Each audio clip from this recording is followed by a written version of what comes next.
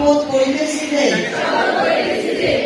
আমি পবিত্রতার সহিত জীবন যাপন করিব এবং বিশ্বস্ততার সহিত আমার কর্তব্য সম্পাদন করিব। আমি যাহা কিছু অন্যায় ও ক্ষতিকর তাহা হইতে নিজেকে বিরত রাখিব এবং জ্ঞাতসারে ক্ষতিকর কোন ওষুধ নিজে সেবন করিব না বা অন্যত্র প্রয়োগ করিব না। আমি আমার সর্বশক্তি দিয়া আমার পেশার মান উন্নত রাখিব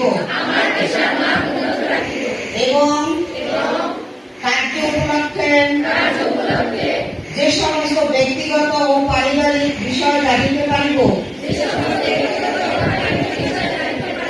আমি তাহার গোপনীয়তা রক্ষা করিব। আমি সততার সহিত